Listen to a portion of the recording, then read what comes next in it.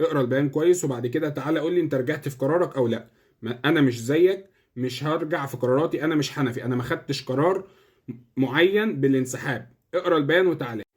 خلاص رسميا المباراه هتتلعب في ميعادها عادي جدا. هيطلع واحد يقول لك انتوا رجعتوا في كلامكم وانتوا حنفي وانتوا بتاع. احنا ما قلناش هننسحب من المباراه، احنا قلنا نطلب تاجيل المباراه، وبعد كده لو ما اتاجلتش هيبتدي فيه عقوبات او هننسحب من الدوري لو المباراه ما اتاجلتش. ما قلناش هنسحب من المباراه، احنا نلعب المباراه عادي وبعد كده يحصل اللي يحصل. كولر دلوقتي بيعمل المحاضره وهيطلع على ملعب المباراه عادي جدا، لحد لو جاله قرار من مجلس الاداره ممكن ساعتها يبقى فيه تغيير، لكن لحد الان كولر هيطلع على المباراه تمام وهيلعب المباراه في ميعادها، مفيش اي مشكله. مجلس الاداره ما زال في النادي، الرابطه والاتحاد بيتواصلوا مع مجلس الاداره علشان يدوا ضمانات عشان يلعب مباراه النهارده، ان بيراميدز هتبقى بتحكيم اجنبي. وما زال مجلس الاداره مصمم على انه لو ما تمش وضع حيثيات ان الجدول طلع بعد الفجر ده، هيبتدي يطلع بشكوى للاتحاد الدولي وللفيفا، وهيسرد فيها عقوبات وفضايح التحكيم خلال الدوري السنه دي كله.